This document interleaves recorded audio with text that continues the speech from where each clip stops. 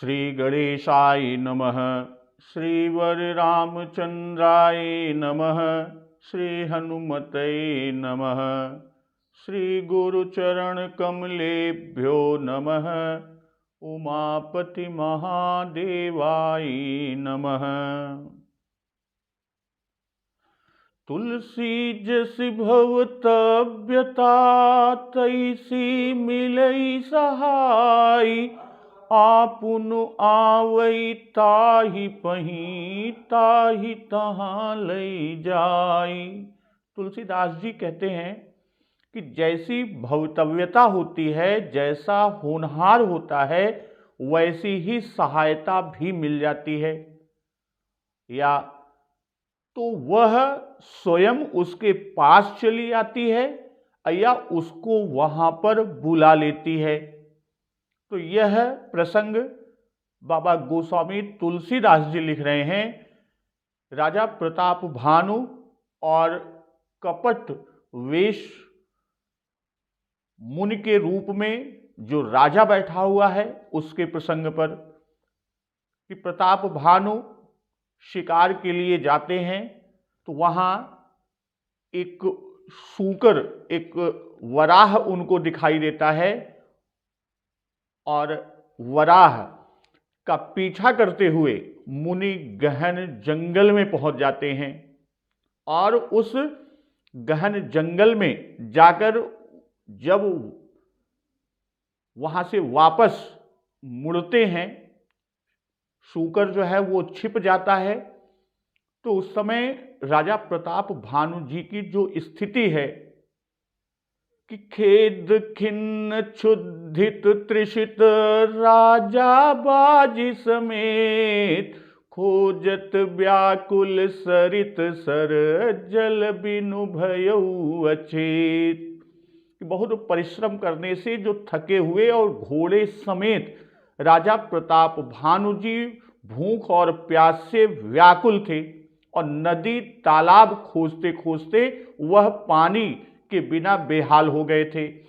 और फिर वन में देखते हैं कि फिरत विपिन आश्रम एक देखा। तह बस नृपति कपट मुनि बेसा।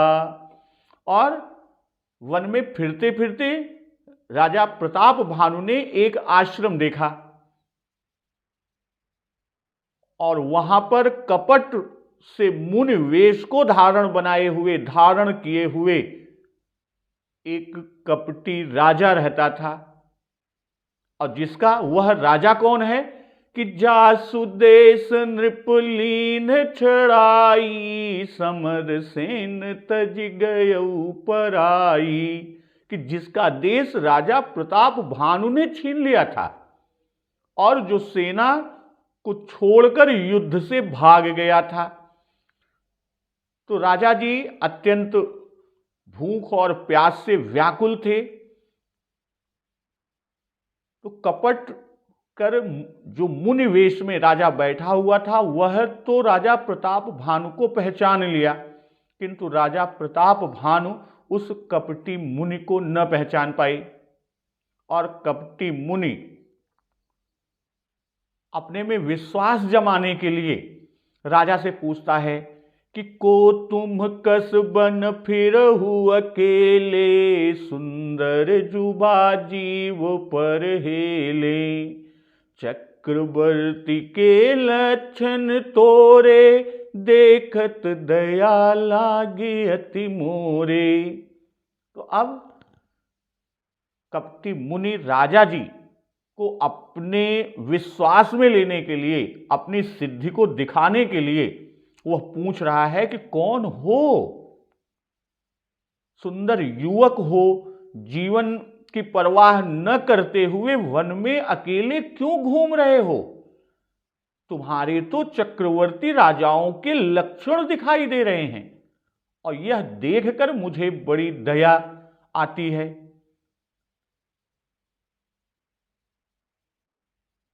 तो अब यहां पर राजा प्रताप भानु के ऊपर बाबा गोस्वामी तुलसीदास जी ने लिखा कि तुलसी जसि भवतव्यता तैसी मिलई सहाय, आपुनु आवई ताहि पही, ताहि तहां लई जाई।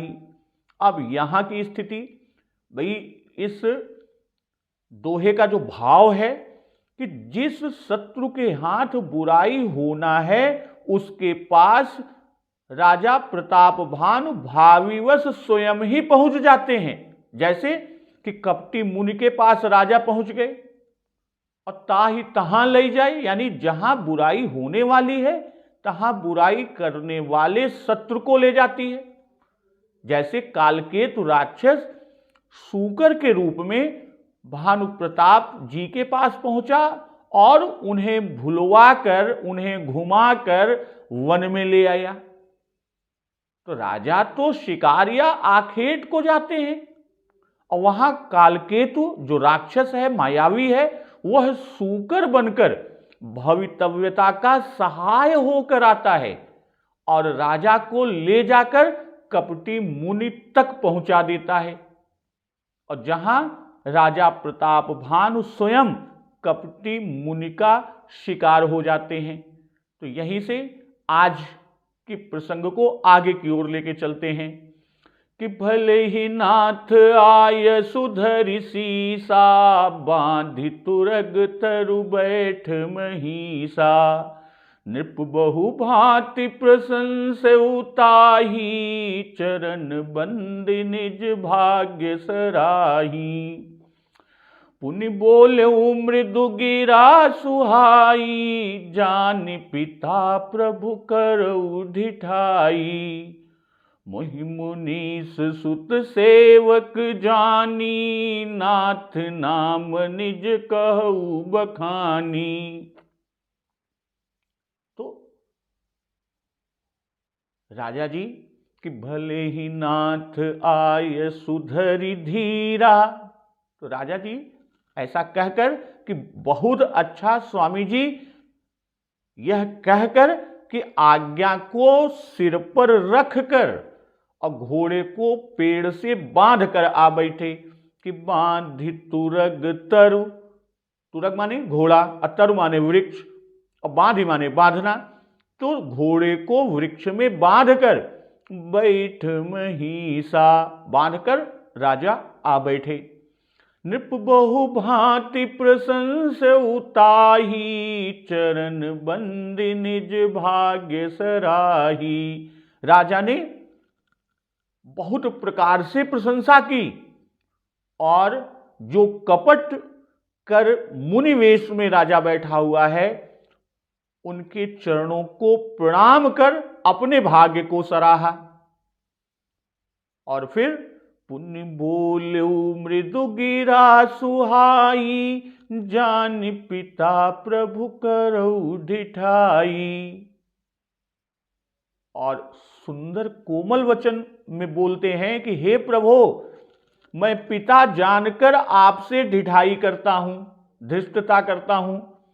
और मोहि मुनीस सुत सेवक जानी, नाथ नाम निज कहऊ बखानी। कि हे मुनीश्वर, हे नाथ, मुझे अपना पुत्र और सेवक समझकर अपना नाम बखान कर कहिए। तो यहां कि भले ही नाथ आय सुधरि धीरा, भले ही नाथ आय सुधरि सीसा, बांधि तुरग तरु बैठ महिषा। भले ही नाथ यानी आपने बहुत अच्छा कहा, भाई ऐसी घोर रात्रि में चलना अच्छा नहीं है, इसलिए आय सुधरि सीसा कि महात्मा की आज्ञा बड़ी प्रसन्नता से मानी। अब बड़ों की आज्ञा मानने में ऐसा कहा ही जाता है कि हम सिर चरणों पर रखते हैं, आपके वचन को सिर आंखों पर रखते हैं।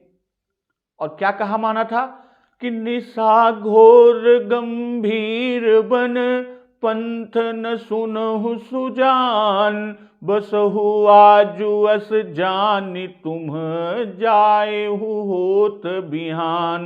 तो यही कहा माना कि सिरधर आय सुकरिय तुम्हारा, परम धर्म यह नाथ हमारा। तो यह आज्ञा मानने में ऐसा कहा जाता है।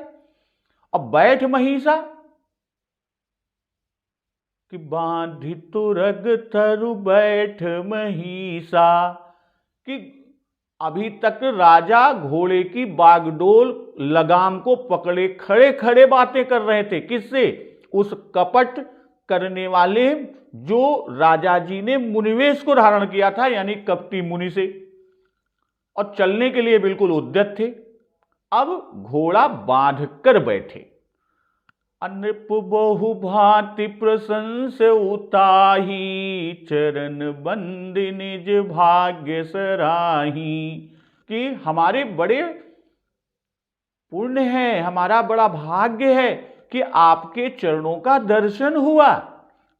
जैसा कि पहले कहा था, फिरत अहेरे पर भुलाई, बड़े भाग देखूं पद आई। और कपटी मुनि ने राजा को प्यास से व्याकुल देख सरोवर बताया, राजा जी को आश्रम पर ले आया और घोर रात्रि में वन में न जाने दिया।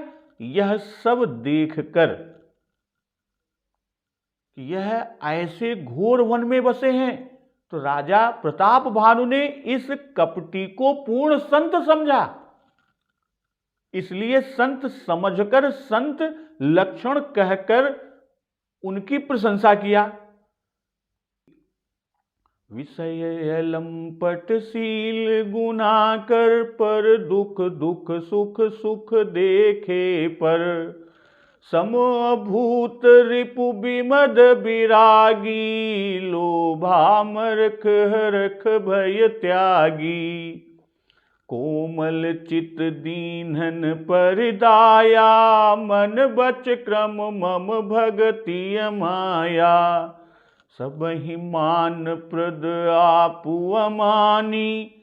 उत्तर कांड में इसका उल्लेख बाबा जी ने किया है कि संत लक्षण एक एक करके उनमें राजा प्रताप भानु ने कहने लगे, और यही बहुत भांति की प्रशंसा हुई। और आगे कि पुण्य बोल्यो मृदु गिरा सुहाई, जान पिता प्रभु करऊ डिठाई। कि पिता, जानने का भाव कि पिता शरीर की रक्षा करता है। अपातीत पिता, कि आपने जल देकर हमारे शरीर की रक्षा की।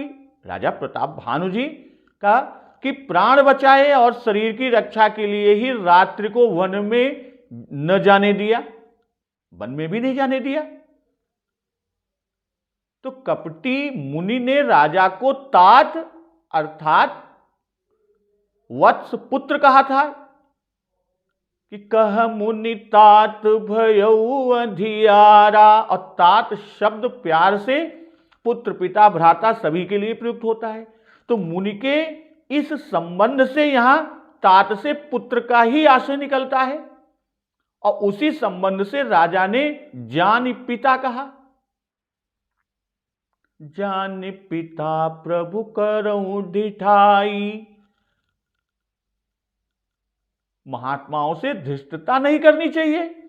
अब मैं जो धृष्टता करता हूं वह पिता जानकर, आपका वात्सल्य अपने ऊपर देख कर मैं करता हूं, पुत्र प्रेम देखकर करता हूं। और माता पिता से बालक ढीठ होता ही है। और आगे कहते हैं कि मोहि मुनीस सुत सेवक जानी,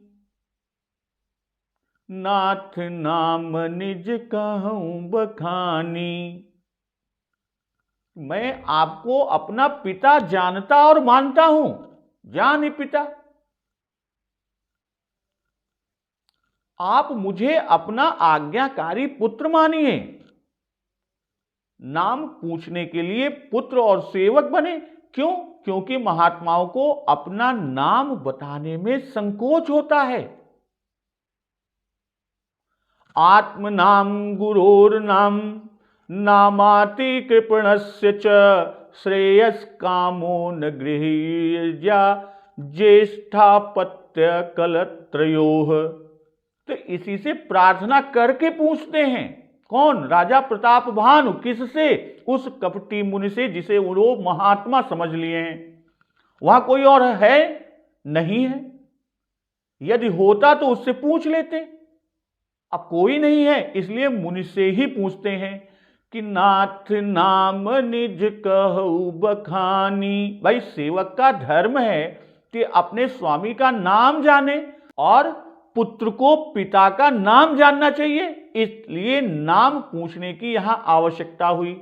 उस पर भी कि तेहिन जान नृप नृप ही सो जाना, भूप सुहृद सो कपट सयाना। बैरी पुनि छत्री पुनि राजा, छल बल कीन चहै निज काजा। समुझि राज सुख दुखित अराती, अवा अनल वसुल गई छाती। सरल बचन नृप के सुनि काना, बयर संभारि हृदय हरिसाना। अब यहां कह रहे हैं कि राजा ने कपटी मुनि को नहीं पहचाना, किंतु कपटी मुनि ने राजा प्रताप भानु को पहचान लिया।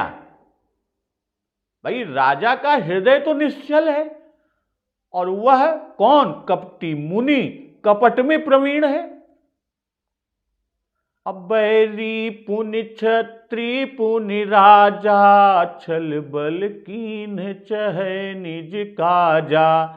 एक तो वह शत्रु है, भाई उसका धर्म, उसका राज, सब कुछ प्रताप भानु पहले ही छीन चुके हैं, वह युद्ध से भागा हुआ है, तो वह तो प्रबल शत्रु है ही।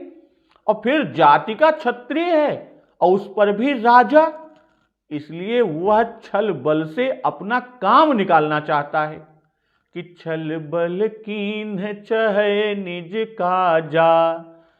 समुझि राज सुख दुखित यराती, अवा अनल वसुल गई छाती। तो वह शत्रु राज सुख को सोचकर दुखी है।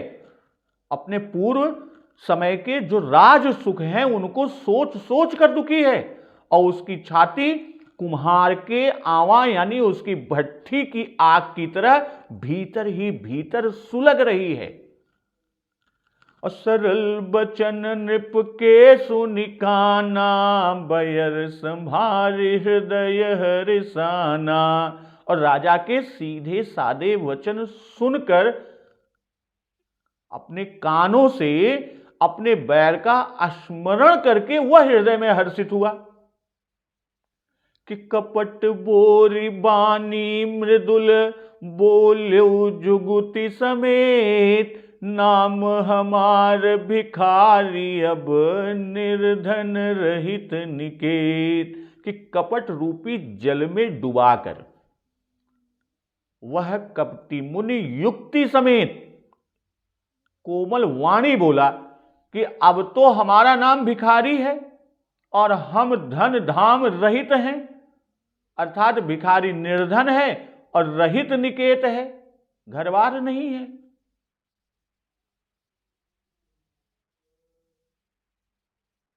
अतहिन जान नृप नृप ही सुजाना, भूप सुहृद सो कपट सयाना। भाई पहले कपटी मुनि को न पहचानने का कारण था कि राजा भूख प्यास से व्याकुल थे। जब पहली बार कपटी मुनि के सम्मुख राजा प्रताप भानु आए तो उस समय नहीं पहचाने, तो उसका एक उचित कारण था कि प्रताप भानु राजा जी भूख प्यास से व्याकुल थे कि राउत त्रिसित नहीं सो पहिचाना, देखि सुबेश महामुनि जाना। और राजा स्नान जल पान कर अब तो सचेत हुए और अब समीप भी बैठे हैं, तो अब तो पहचानना चाहिए था, पर राजा जी ने उसे नहीं पहचाना। तो इसी से उसका दूसरा कारण कहते हैं कि यह कि भूप सुहृद हैं, कि भूप सुहृद सो कपट सयाना। भाई राजा का हृदय सुंदर है, निष्कपट है, और मुनि कपट में चतुर है, पारंगत है, इसलिए भी राजा उस कपटी मुनि को न पहचान पाए। और जो सुहृद होते हैं, निष्कपट, निष्कलंक और सुंदर हृदय वाले, स्वच्छ हृदय वाले, वे दूसरों को भी वैसा ही समझते हैं। भाई पहले जितनी बातें कही थी वह सब कपटमय थी, स्वार्थ साधनार्थ थी। और फिर आगे बाबा जी लिखते हैं कि बैरी पुनि छत्री पुनि राजा, छल बल कीन चहई निज काजा। तो ये सब एक से एक कठिन होते हैं। कौन? ये तीनों छल बल से अपना काम निकालने की सदा इच्छा रखते हैं। कौन है वो तीन? बैरी पुनि छत्री पुनि राजा। एक तो वैरी शत्रु, दूसरा छत्री और तीसरा राजा। और इनमें से एक का भी होना छल बल से काम करने के लिए पर्याप्त था। पर यहां तो इस कपटी मुनि में तीनों ही गुण एक ही में मौजूद हैं, एक साथ मौजूद हैं। और छल बल कीन चहे निज काजा, यानी कपटी मुनि ने ठीक यही काम किया भी। पहले छल किया। छल क्या था कि कालकेतु सुअर बनकर राजा को छलकर यहां ले आया। और फिर कपटी मुनि ने ऊपर से दया कोमलता दिखाकर राजा को धोखे में डालकर उसके नाश के उपाय की रचना शुरू कर दी, रचना का प्रारंभ किया। अब पीछे बल प्रयोग, किते ही खल जह तह पत्र पठाए, सज सज सेन भूप सब धाई। और स्वयं भी संग्राम किया और राजा को मारा। कहने का आशय कि जो कपटी मुनि तापस है वह राजा है, इससे उसने छल किया। राजा के लिए छल करने की आज्ञा नीति में लिखी है। और क्षत्रिय है, इसी से बल का प्रयोग किया। अब बैरी है, इससे अपना कार्य किया, अपना काज किया, राजा को मारकर राज्य ले लिया। भाई राजा ने तो उसे पिता बनाया अपना, और वह मुनि जो कपट वेश में है, सुत सेवक बना, तब तो तापस को ऐसा छल नहीं करना चाहिए था। तो इसी पर कहते हैं कि बैरी, छत्री और राजा, इन तीनों का हृदय कठोर है। यहां किसके बारे में? उस राजा के संबंध में बाबा गोस्वामी दास जी कह रहे हैं कि जो कपट कर मुनिवेश को धारण किया हुआ है, यानी जितने भी कपटी होते हैं उनमें ये सारे गुण विद्यमान होते हैं। भाई राजा प्रताप भानु का हृदय मक्खन के समान कोमल, और उधर वाणी छुरे की तीक्ष्ण धार। तो वाणी मक्खन समान और हृदय तीक्ष्ण धार वाला, अर्थात वज्र समान कठोर। तो यह खल की बात बाबा गोस्वामी दास जी बता रहे हैं कि वाणी जो खल होते हैं, कपटी होते हैं, उनकी वाणी से मानो रस निकल रहा हो, मक्खन बह रहा हो, लेकिन अंदर हृदय बिल्कुल कठोर पत्थर समान, क्योंकि उसे तो छल करना है। और आगे कह रहे हैं कि समुझ राज सुख दुखित राती, आवा अनल वसुल गई छाती। भाई आवे की अग्नि भीतर ही भीतर सुलगती रहती है, प्रकट नहीं होती। ठीक उसी प्रकार कपटी मुनि को रह रहकर राज्य का सुख याद आता है, इससे भी उसकी छाती दुख से भीतर ही भीतर जलती है और अपना दुख प्रकट नहीं करता। अवा अनल इव सुल गई छाती। तो ये तपय अवा इव उर अधिकाई। ठीक उसी प्रकार असमुझ, किस लिए? समुझ राज सुख। तो इसी दुख से शत्रुता माने हुए है। अब सरल बचन नृप के सुनिकाना, बयर संहारी हृदय हरिसाना। सरल सीधे साधे मनुष्य से ही कपट चलता है, चतुर से कपट नहीं चलता।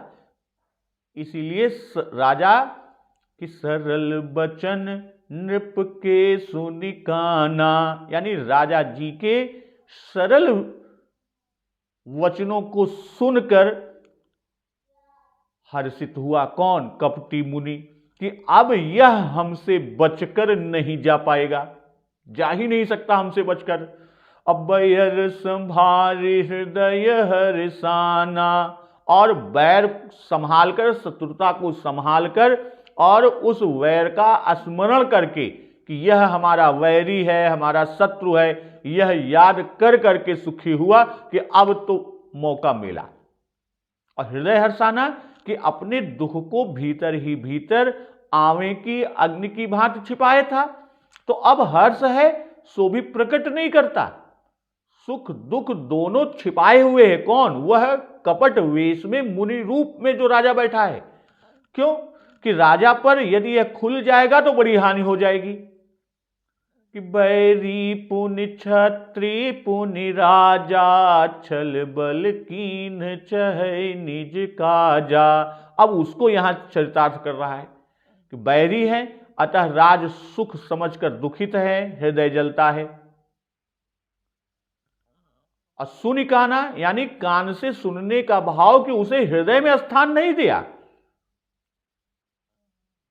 यह देखकर कि राजा बड़ा सरल मासूम मालूम पड़ता है, तो इसके सरल वचनों में चित्त न पिघल जाए, कि हमारा चित्त ही बदल जाए, इसलिए बैर को संभाला। और इसी से मेरा इस राजा प्रताप भानु ने ही तो कपटी मुनि कह रहा है, सोच रहा है कि मेरा सर्वस्व हरण कर मुझे बनचारी बना के रखा है। और तब कपट बोरी बानी मृदुल बोले जुगुति समेत, नाम हमार भिखारी अब निर्धन रहित निकेत। ये अपना नाम नहीं बताता, यह कपट है।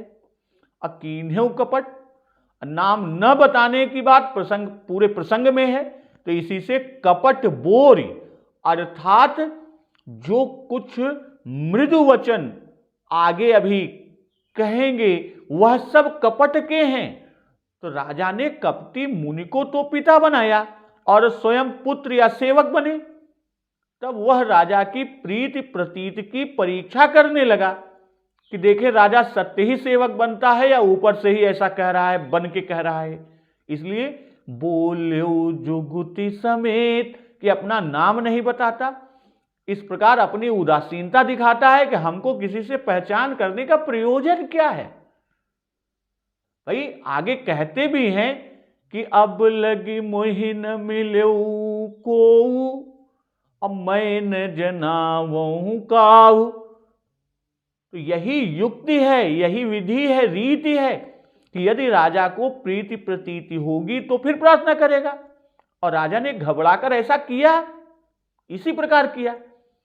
इससे प्रीति और विश्वास की परीक्षा हो गई कि सहज प्रीति भूपति कह देखी, आप विषय विश्वास विषय की। तो परीक्षा करके तब आगे छल करता है कि नाम हमार भिखारी अब निर्धन रहित निकेत। तो यह दीनता अपनी दिखाकर अपना महात्मापन को झलका रहा है, दिखा रहा है, प्रदर्शित कर रहा है कि जिससे राजा समझे कि ऐसे बड़े होकर भी महात्मा बड़े ही निरभिमानी हैं। तो अब का भाव कि अब निर्धन रहित निकेत, कि आगे बहुत कुछ था, अब भिखारी निर्धन और अनिकेत हैं। तो हमारा अवतार निर्धन के यहां नहीं हुआ। यह एक व्यंग्य है कि हम बड़े ऐश्वर्यवान थे, राजा थे, हमारे भी महल आदि थे, जो सब तुमने ही तो छीन लिया। अब भानु प्रताप भी कपटी मुनि के अंग में देख रहा है कि सब राज लक्षण हैं, इसलिए उसका परिचय पूछने के लिए उत्सुक हुए कि बोल्यो जुगुति समेत, कि वह युक्ति अब शब्द में है। तो इस तरह है। अब आगे के प्रसंग को हम लोग अगले दिवस की कथा में सुनेंगे। तो एक बार जोर से बोलिए सियावर रामचंद्र की जय, पवन सुत हनुमान की जय। जगत जननी मां जगदम्बा की जय, गुरुदेव भगवान की जय। उमापति महादेव की जय। जय श्री राम।